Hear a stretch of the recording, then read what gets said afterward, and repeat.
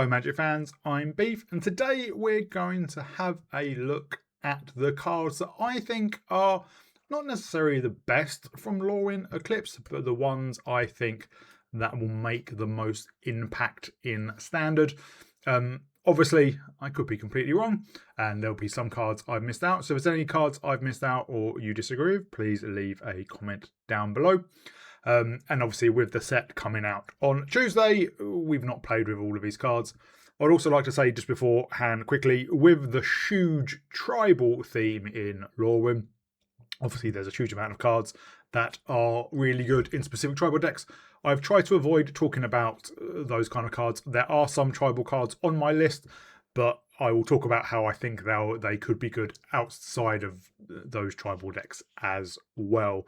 So to start off with, to see the Lorwyn cards, if you go into your collection and type S, which means set, ECL for Eclipsed, it will bring up all the cards. I always make sure I've got not collected on as well. And then if you also type in ECC, which is for the Commander set, it will show up the cards from the Commander sets that will be released on Arena. Only 4. I will do another video talking about specific cards I think will be getting good in Brawl, mainly the Commander ones. But for now, this is just in Standard. And it's going to be done by colour because we'll be scrolling through the collection screens. So let's kick off. And the first one is Rhys the Evermore. So Rhys is interestingly one of only 17 or 18 mono white elves in Magic. And a few of those are from non-Magic sets like Final Fantasy and the Adventures in the Forgotten Realm sets. So just a bit of information. So Rhys the Evermore is a 2-mana 2/2 with flash, and when Rhys enters, another target creature you control gains persist until end of turn. Persist means if the creature dies and it didn't have a -1/-1 counter on it, you bring it back with a -1/-1 counter on it. So obviously if it's a 1/1, it will die when it comes back, but if it's got an ATB trigger, you may want to do that. And then you can pay 1 and tap Rhys to remove any number of counters from target creature we control, but only as a sorcery. Now there is a huge -1/-1 counter theme in Lorwyn, so this can be very powerful. One, just saving a creature of yours from removal or from dying, and then you can use Rhys to remove that -1/-1 counter that gets put on that creature and persist, but also use it to remove any of the other -1/-1 counters, mainly from Blight, but elsewhere. And I think this is just a very good overall card that could be seen in a lot of decks, not necessarily any specific ones. Now, moving on, we have 2 in a row, Ajani and Brigid. So Ajani, Outland Chaperone, is a 3-mana, 3 loyalty Planeswalker, and 3-mana Planeswalkers are always very powerful. Remember back to Liliana of the Vale, and other 3-mana Planeswalkers have been a standard. It has a +1 to create a 1/1 green and white Kifkin creature token, a -2 to deal 4 damage to target tap creature, and a -8 to look at the top X card of your library where X is your life total. You may put any number of non-land permanent cards with mana value 3 or less from among them onto the battlefield, then shuffle.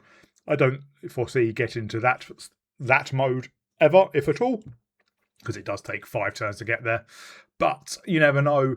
But obviously this does work in the Kifkin decks, but I don't want to really talk about tribal ones. But I think this is going to work really well in the white-centered token deck with Caretaker's Talent.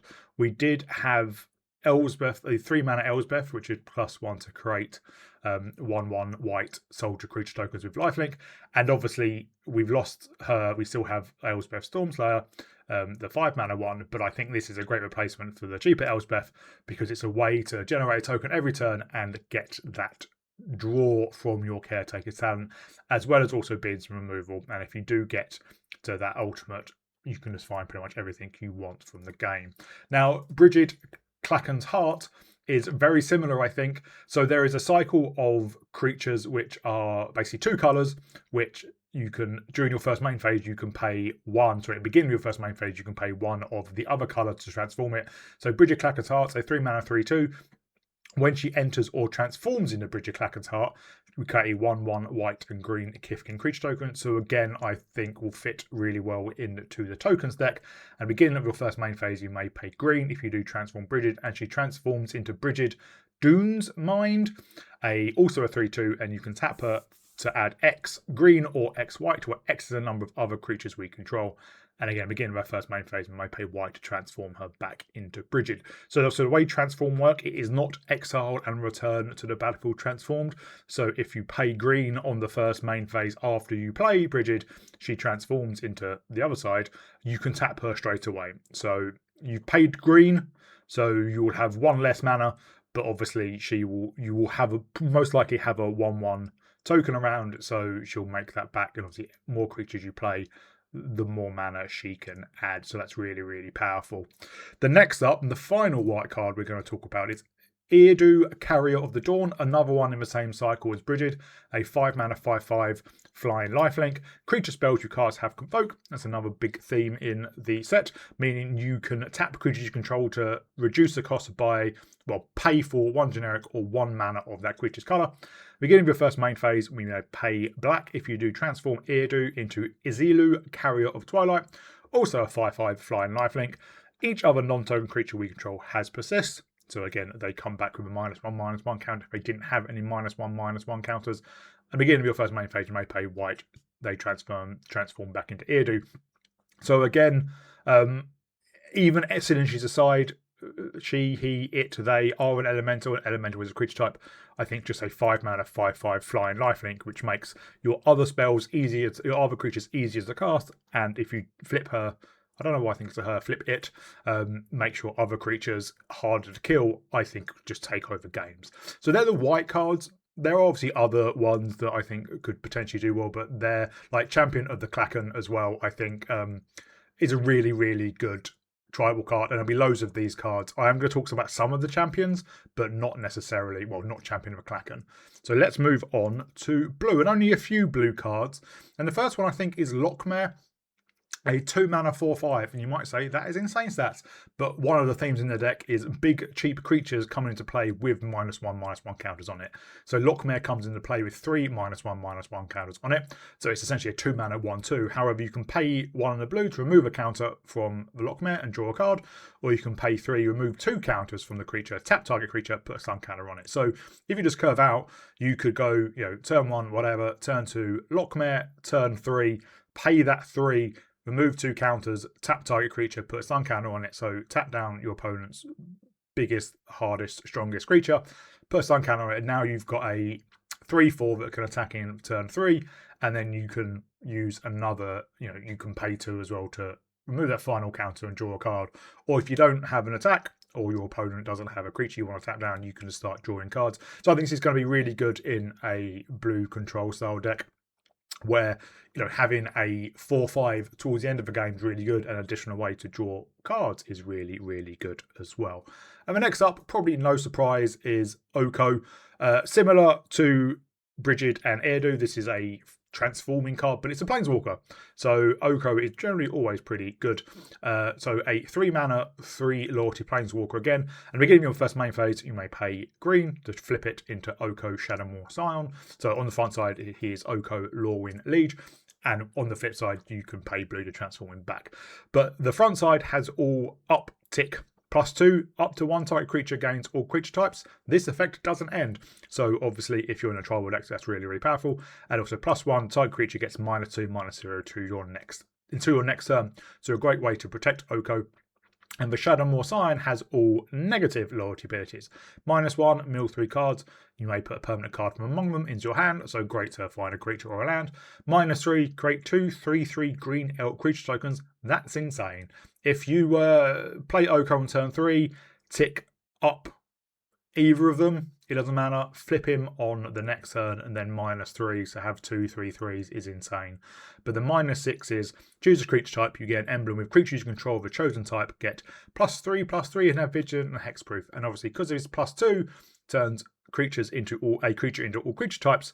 This is a great way to just buff your entire board, and that's not out of the realms of possibility to get to -6.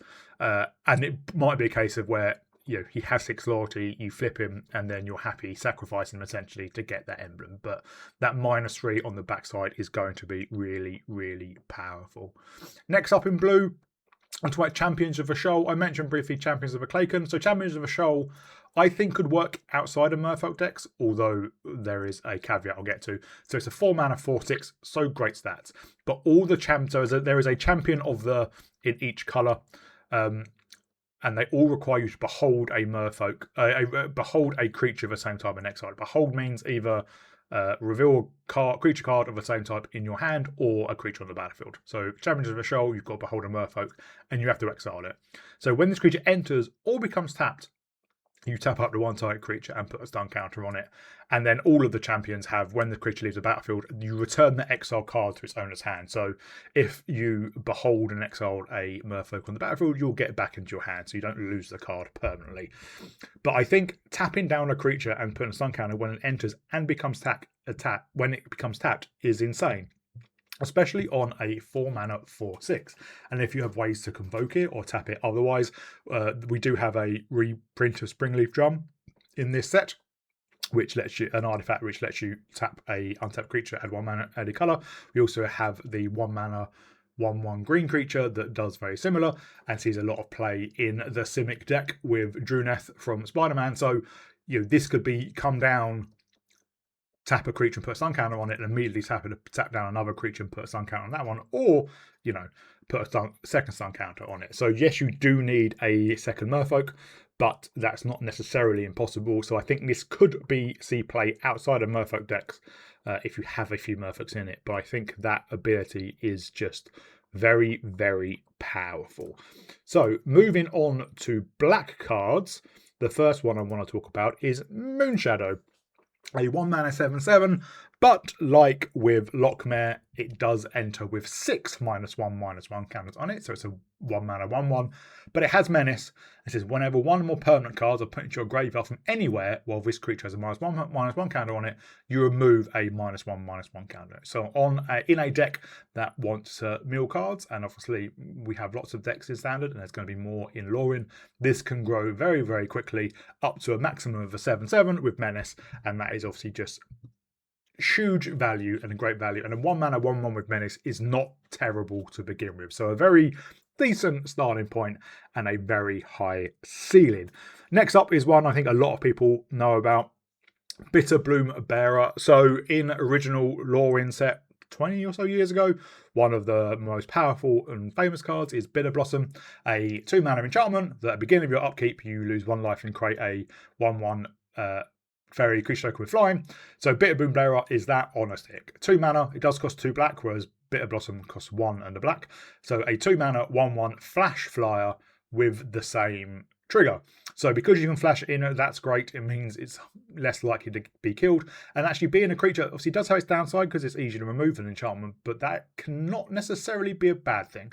One of the problems with Bitterblossom is if you are draining yourself, and sometimes you get to a stage where you don't want to drain yourself, much like Phyrexian Arena and Dark Confidant and things like that. But because Bitterbloom Bearer is a creature, it's a lot easier for you to sacrifice, it's a lot easier to throw in front of a creature to chump, and because you can be attacking as well, you are, with the tokens, but also with the Bearer, you are chipping away at your opponent's life total as well. So I think this is going to see a huge amount of play, obviously in fairy decks, but I think in just any deck that has black in it. I can see the Dimir control decks loving this kind of card because it just floods the board, gives you value and resources you can sacrifice, but then just overwhelms your opponent. Next up, a removal spell, Requiting Hex. A 1 mana instant, as additional cost to cast this spell, we may blight 1, meaning we put a -1/-1 count on a creature we control. Destroy target creature with mana value 2 or less. If this spell's additional cost was paid, we gain 2 life. Normally, I wouldn't really think about removal as having a big impact, but I think this will, because we see 1 mana removal spells that usually have restrictions around size. Cut down, one of the most famous ones recently, destroys target creature that has mana value, power and toughness totaling 5, and things like stab and the other one in at the moment I've forgotten the name of, gives -2/-2 like stab, but if you warp, if you activate void, it gives a creature -10/-10. This is around mana value, which can be worse, but it can be better. For example, if you draw this and your opponent has a 7/7 Moonshadow, Stab's not killing that. Cut Down wouldn't kill that, but Requiting Hex will, because this set has a lot of, as I said, cheap but high-powered creatures. This could actually do very well. And then the final black card is, if I could just find it, Champion of the Weird. So the Goblin version, 4 mana 5/5, so great stats. You do have to behold a Goblin, but then you can pay 1 life and blight 2, meaning we have to put 2 1/1 counters on a creature we control, and target opponent blights 2, meaning they have to put 2 -1/-1 counters on a creature they control. They do choose a creature, so obviously they will choose whichever has the best value for them. But what I think could be powerful about this, outside of Goblin decks, is that you can do it straight away. So you can get this down and essentially pay 3 life, sacrifice the Champion of the Weird, and then you put 6 -1/-1 counters in blocks of 2 across your opponent's creatures. If you have other creatures that you don't mind putting counters on, if you have a Loch Mare, for example, I'm not sure what deck you would play this and a Loch Mare, you could blight 2 onto the Loch Mare, then use those counters to draw cards or tap down creatures your opponents control. So I think this could see play outside of Goblin decks, but obviously we'll see lots of play in Goblins. Next up, let's move on to red, and the first one is Ashling Rekindled, another one of these transforming spells. A 2 mana 1/3. When it enters or transforms into Ashling, we may discard if you do draw a card. That's always good. At the beginning of your first main phase, we may pay blue if we do transform. And then Ashling Rhinebound, also a 1/3. When it transforms into Ashling, and at the beginning of our first main phase, we add 2 mana of any one colour. Spend this mana only to cast spells with mana value 4 or greater, and then you can flip her back by paying 1. So we have seen some decks focus around mana value 4 or greater. There was a card from Avatar that was attacking with creatures, I think, power 4 or greater. And we've seen kind of like the expend mechanic from Bloom Bearer. Obviously, you want to cast spell. So this is basically a very good ramp spell. And it's one of these cards you can probably want to keep on the other side, on the Shadowmoor side, because I think that's how it works. Lorwyn on the front side, Shadowmoor on the second side, because that's just going to gauge you additional loads of value. And essentially, being able to cast a 5-drop on turn 3 is really, really powerful. She's also an elemental. There is an elemental deck as well, so really powerful there. Next up is Hexing Squelcher. This is a goblin, but I think it will just see play in pretty much every red deck. 2 mana 2/2. It can't be countered. It has ward pay 2 life. Spells we control can't be countered. Other creatures we control have ward pay 2 life. Just huge amounts of value, making one, obviously making everything uncounterable is useful, but not massively useful in current standard, because Cavern of Souls, it does mean counter spells are seeing less play in standard, which is good. Not a big fan of control decks, but never mind. But just giving all creatures we control ward pay 2 life, especially in a go wide, mono red or low to the ground is it deck or what have you, just giving all of your creatures ward pay 2 life. It essentially, it means your opponent can't come. It's very hard for your opponent to come out ahead with targeted removal. Next up, we have one of my favourite cards in the set, and also another callback like Bitterbloom Bearer, Meek Attack. This is a callback to Sneak Attack, which wasn't from Lorwyn. It's an older card, Sneak Attack, which is on Arena, but obviously only playable in older formats. That's a 4 mana enchantment, and you can pay 1 red for its effect. Meek Attack is a 3 mana enchantment, and you pay 2 mana. So you're paying for the same amount of mana for the first one. But what it lets you do is Meek Attack lets you put a creature card with total power and toughness 5 or less from a hand onto the battlefield. And that creature gains haste, but we exile it, sacrifice it at the beginning of the next end step. Sneak Attack, you pay 1 red to put any creature, and that's obviously bonkersly powerful. Sneak Attack lets you put down a Troxer and Gristlebrand and any other huge pieces. Meek Attack doesn't, because it's total power and toughness 5 or less. However, there are cards in Standard that are very powerful but have low toughness. Power and toughness, there are a few that put counters on themselves, so they come down as 0/0s and put counters on themselves. There is the I can't remember the name of it, but it's a 7 mana artifact creature, comes down with 7+1/+1 counters on it, and when it dies, you create X11 tokens, creature tokens equal to its power. So you can play it because it has 0 power and toughness, attack for 7, you'll sacrifice it and you'll have 7/1/1s. So that's really powerful. There's even things like Prime Speaker Zagana, which is a 6-mana 1/1, but when it enters, you put X +1/+1 counters on it, where X is the greatest power amongst other creatures you control. And then when she enters, you draw cards equal to her power. So again, if you can get her and another big creature down, she's going to have huge power smashing. You're going to draw a lot of cards. So there are cards that you can put into play with Meek Attack that can just transform the game. Famished Wildsire from Age of Eternities is another one. So really excited to play this deck, and I don't think it'll be in the first week, but definitely in the second week. Next up, we have Goliath Daydreamer, a 4-mana 4/4 giant. Giant is a supported creature type, but it's not one of the main ones. And it has, whenever you cast an instant or sorcery spell from your hand, we exile that card with a dream counter on it instead of putting it into our graveyard. And when it attacks, we may cast a spell from among cards you own in exile with dream counters on them without paying its mana cost. Now, 4-mana 4/4 is not the best stats nowadays, so it does have to survive until the next turn to attack. But if you can get to the next turn, cast a few instant sorcery spells or just one big one and an attack, you can copy that one. So we don't have take extra turn spells in standard, but even if it's just a removal spell or a draw spell, if you cast a Consult for Star Charts or a Stock Up and then attack and get another one for free, you're just going to have so much value. It's going to be absolutely insane. So expect to see this in the Izzet Spell Slinger type deck. And then the final red card is Spinerock Tyrant, a 5-mana 6/6 with flying, and you can leave it there and that will probably just see play a bit, but it also has Wither, meaning it deals damage to creatures in the form of -1/-1 counters, which isn't really relevant for the Tyrant. It's a 6/6. What creature is going to survive? But obviously still pretty good. However, much like the Giant, it does have instant and sorcery synergy. Whenever you cast an instant or sorcery spell with a single target, we may copy it. If you do both those spells gain Wither, you may choose new targets for the copy. So if you get the Tyrant down and throw out a removal spell, a damaging based removal spell, you copy it and they both gain Wither. Now normally that's not that interesting, but there is a card released in Outlaws of Thunder Junction, Massacre Girl Known Killer, which also has Wither, but it has a line of if a creature an opponent controls dies with 0 toughness or 0 less toughness, you draw a card.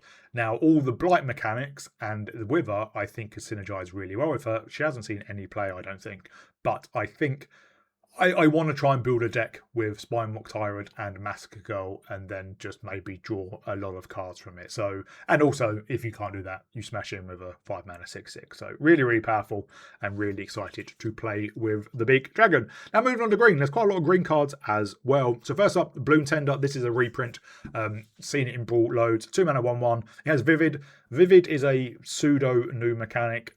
It's a bit like Domain, whereas Domain gives you something based on the number of basic land types you control. Vivid gives you something based on the number of colours of permanents you control. So Bloom Tender taps for each colour among permanents you control, we add 1 mana of that colour. This is obviously a 2 and 3 colour set, mainly 2, but so her tapping for 2 is probably going to happen in most games, and a mana dog for taps for 2. But if you then have a 3 colours tapping for 3, it's just amazing. And in fact, from Murders at Karlov Manor, there is a ley line of a guild pack, which turns all your lands into every land type and all your permanents into all colours.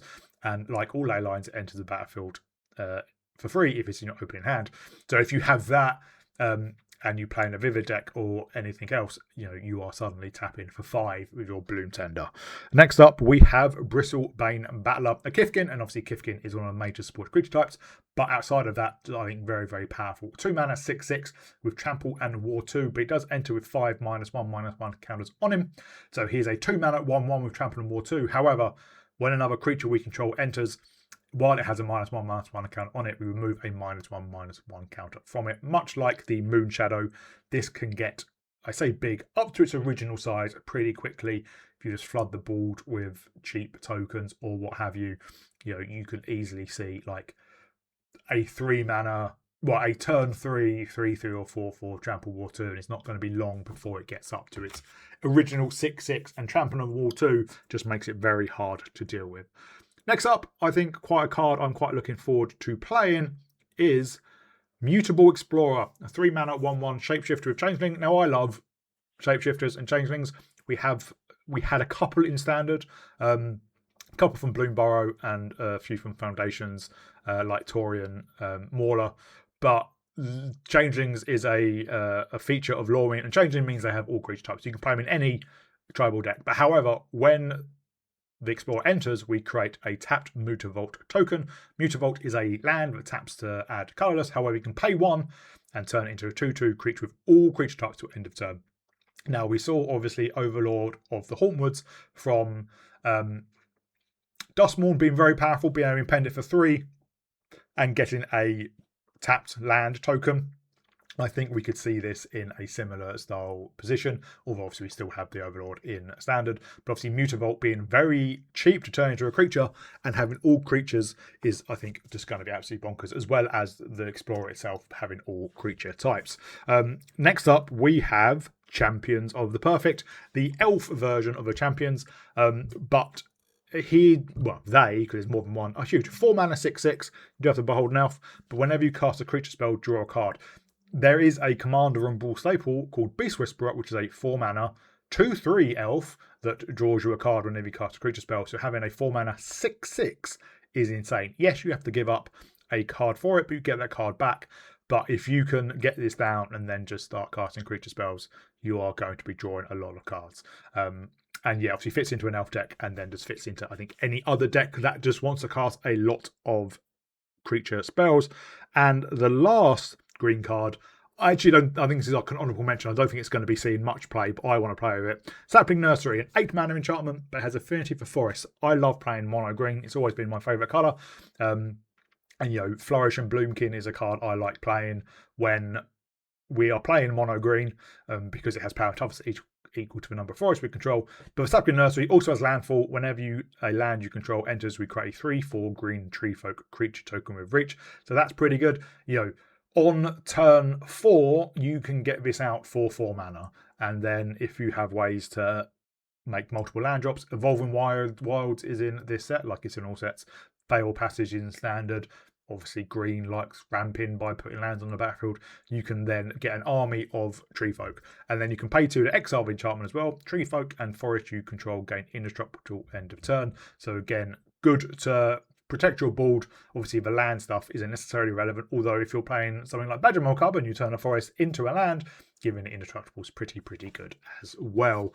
And next up, it's just a couple of multicolour cards. So I'm going to talk about Emptiness first, even though it's not one of the cards on my list, but there is a cycle of these elemental incarnations.